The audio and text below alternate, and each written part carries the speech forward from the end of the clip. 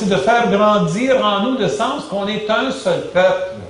Quelle plus belle préparation peut-il y avoir que de nous tourner les uns vers les autres et nous souhaiter la paix du Christ en signe de cette union-là que la communion veut nous donner. Nous venons communier ensemble, et nous retournons à nos places comme un seul corps et un seul esprit. Et ensuite, le quatrième geste, Jésus prit le pain, rendit grâce, le rompit, le donna. Et là, on le donne. Et on le reçoit. Et le prêtre ou le ministre de communion dit, le corps du Christ, et nous répondons, Amen. Saint Augustin a dit, devenez ce que vous mangez. Il faut que vous deveniez le corps du Christ. Vous mangez le corps du Christ, il faut que vous deveniez le corps du Christ. Donc, quand on dit Amen, on ne fait pas juste dire, je crois que c'est le Christ que je reçois sa vie en moi. C'est pas juste ça qu'on est en train de dire. On est aussi en train de dire Amen à la mission qu'il nous donne. Amen, oui, je veux devenir un seul corps, avec mes frères et mes sœurs, dans l'amour qui nous unit. Bâtir l'Église comme une communion d'amour pour le salut du monde. C'est vraiment ça, le sens. Moi, des fois, je donne la communion, ça m'arrive, je dis, le corps du Christ, la personne répond, j'y crois. Je suppose que, j'entends ça de temps en temps, je suppose que ces personnes-là sont allées à une retraite une fois où le prêtre, il voulait faire comprendre que de dire Amen, c'est de dire oui, tu crois. C'est vrai, Amen, de dire ça. Puis peut-être ce prêtre-là, pour aider la personne, de temps en temps, à place de dire Amen, qui est un mot hébreu, peut-être tu veux dire un mot français, j'y crois. Puis, bon, c'est pas mal. Mais Amen, c'est plus que ça. C'est pas juste une chose de dire « je crois que le Christ est là », mais c'est aussi de dire « je m'engage ». Je crois et je m'engage. Mais là, ça commence à être là. Le corps du Christ, j'y crois et je m'y engage. Ça commence à être là. Amen. C'est ça que ça veut dire. Tout ça. Tout ça. Amen. C'est ça le sens de l'Eucharistie. Jésus m'invite. Et je réponds à son invitation. Je réponds à son invitation, c'est juste de répondre à son invitation. Parce que je l'honore en faisant ça. Je le reconnais comme mon maître. Je le reconnais comme mon sauveur. Je le reconnais comme mon Seigneur en répondant à son invitation. Mais c'est pas juste, c'est aussi bon. C'est bon pour moi parce qu'en répondant à son invitation, je m'ouvre à recevoir un nouveau cadeau. Le cadeau de sa présence, le cadeau de sa vie, le cadeau de son amour qui grandit en moi pour que je puisse mieux aimer mes frères et mes sœurs. C'est juste, c'est bon de répondre à son invitation. C'est quoi la différence entre célébrer l'Eucharistie et recevoir la communion? Parfois, vous savez, on ne connaît pas beaucoup ça dans notre diocèse, mais il y a des diocèses où il manque tellement de prêtres que dans des paroisses, on n'a pas de messe le dimanche. Pas tout le temps. Alors, à ce moment-là, on organise une liturgie de la parole, puis souvent, on distribue la communion. L'Eucharistie, le pain de vie qui aurait été consacré à une messe plutôt durant la semaine ou qu'on a apporté d'une autre paroisse, tu sais. Alors, à ce moment-là, j'ai connu une paroisse comme ça où il y avait une religieuse qui était animatrice pastorale à la paroisse. Alors, elle animait le temps de prière le dimanche. Il n'y avait pas de prêtre. Alors, les gens se rassemblaient. On faisait les lectures, on écoutait. Elle faisait une petite réflexion.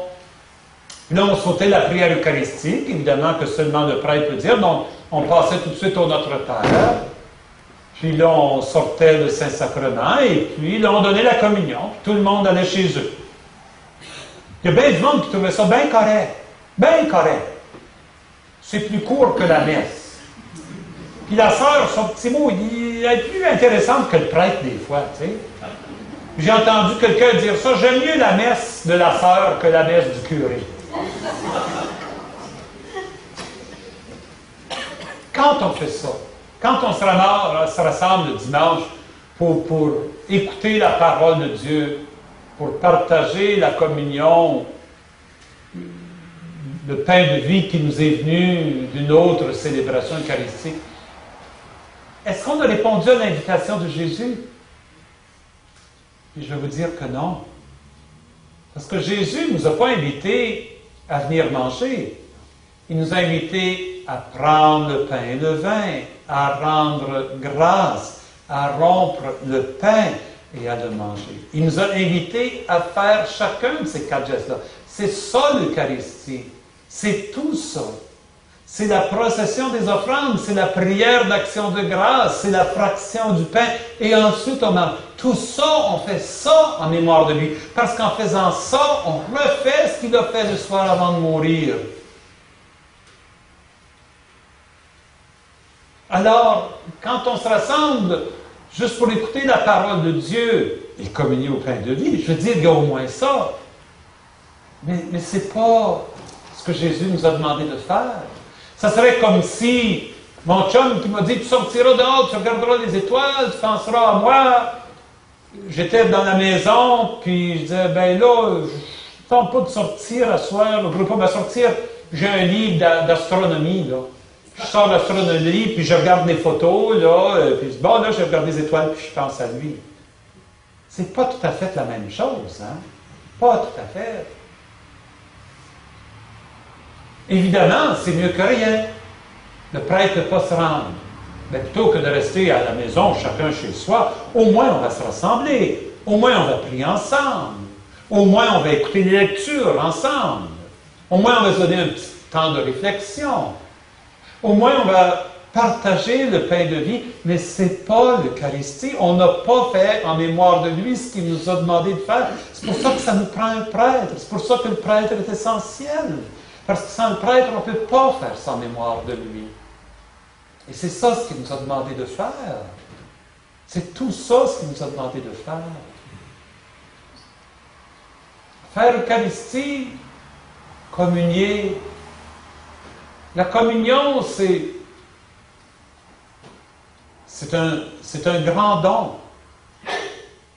Mais le vrai grand don, c'est de pouvoir célébrer ensemble l'Eucharistie. De pouvoir refaire ce que Jésus a fait le soir avant de mourir. En faisant ça, en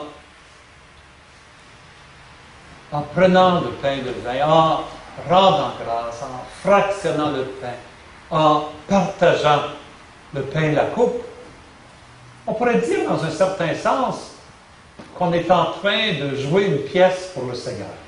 Vous savez, on joue une pièce. Un des problèmes, je trouve, trop souvent, c'est qu'on pense que l'Église, c'est comme une pièce, mais la pièce, les acteurs sont le prêtre, puis les lecteurs, puis les enfants de chœur en avant, puis nous autres, on est les spectateurs. Êtes-vous d'accord? Des fois, on a un peu cette impression-là, tu sais. C'est nous autres dans les bancs, là, on est les spectateurs, puis là, on regarde, là, puis bon, c'est la pièce. Puis le problème, c'est que dans un théâtre, c'est comme ça. La pièce se passe en avant, puis les gens qui sont dans l'assemblée, c'est les spectateurs. Si on va à la messe avec l'attitude de spectateur, on n'a pas compris grand-chose encore. Si on y va comme spectateur, ben c'est comme quand on voit une pièce. J'espère que la pièce, elle va pas être trop plate, là, puis ça va être intéressant, que la musique soit bonne, que le discours soit intéressant, tu sais. Mais c'est comme si on est passif là-dedans. Mes amis, on peut dire que la messe, c'est comme une pièce. C'est du théâtre. La liturgie, c'est un théâtre, c'est une pièce de théâtre. Mais le spectateur, c'est qui? C'est Dieu. Dieu, le Père, le Fils et l'Esprit Saint. On est en train de faire cette pièce-là pour lui. Et c'est nous tous ensemble qui sommes en train de faire cette pièce-là. C'est nous tous ensemble qui sommes en train de jouer pour le Seigneur, de chanter pour lui. On connaissez ce psaume-là? Chanter pour le Seigneur, jouer pour lui. On a même une belle musique là-dessus, hein? Chanter pour le Seigneur, jouer pour lui, car il a fait des merveilles. car il a fait des merveilles. Ben c'est ça, jouer pour le Seigneur, jouer cette pièce pour le Seigneur, chanter pour le Seigneur, chanter pour lui, c'est nous autres, ça. C'est pas le monde. Chacun a son rôle. Le prêtre a son rôle, le lecteur, la lectrice a son rôle, l'animateur, l'animatrice de chant a son rôle, le ministre de communion a son rôle. Mais chacun, chacune de nous, nous avons notre rôle aussi. Puis il faut bien le jouer, notre rôle, parce que la pièce va être plate pour le Seigneur. Si le prêtre dit « Le Seigneur soit avec vous », puis nous autres, on est avec votre esprit. Et levons notre cœur, nous le tournons vers le Seigneur. Rendons grâce au Seigneur notre Dieu. C'est bon. Moi, j'ai l'impression que le Seigneur dans le ciel va être en dire, ouais, je vais changer de channel, je pense. Parce que là, ça, c'est pas mal plate. Là, l'animateur de chant, l'animatrice, dit, bon, ben, on va prendre nos livres à la page, une telle, là, puis chantons tous ensemble. Puis là, bon, il y en a 2, 3 qui chantent, puis les autres.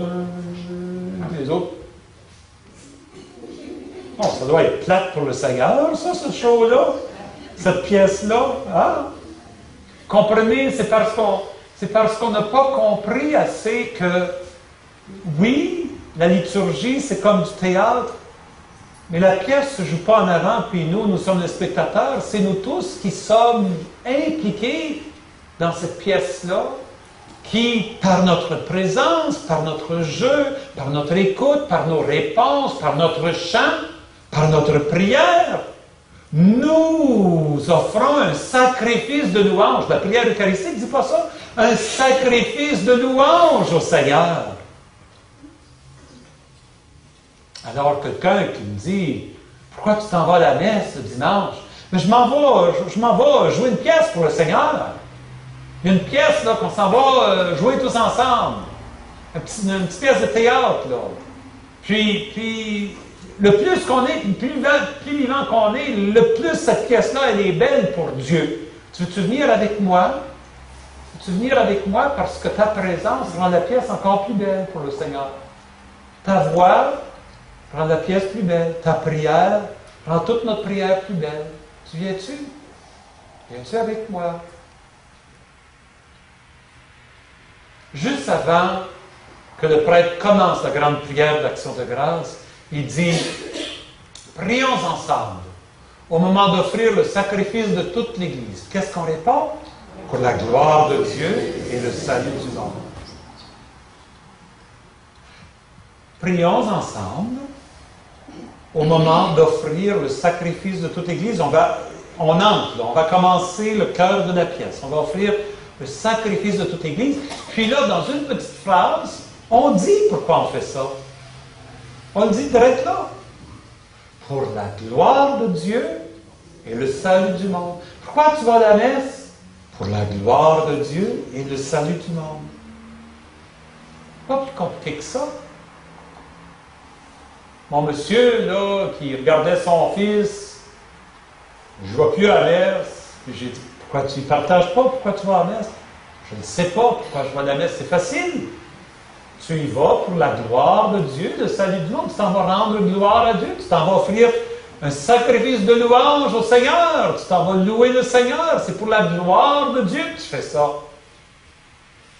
Et tu le fais pour le salut du monde.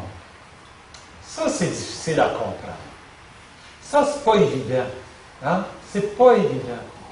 Qu'est-ce que le fait que moi, je vienne à la messe ici peut avoir avec le salut du monde?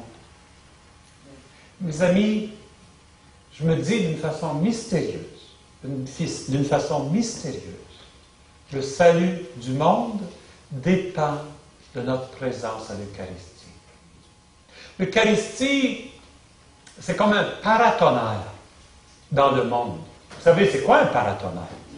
Hein, on lève des paratonnerres. Sur nos églises, on en a des paratonnerres parce que nos grands pignons sont tellement élevés que s'il n'y a pas de paratonnerre, puis un éclair frappe le clocher, et le clocher va éclater, va s'embraser. Alors on met un paratonnerre pour que l'éclair frappe le paratonnerre, suive le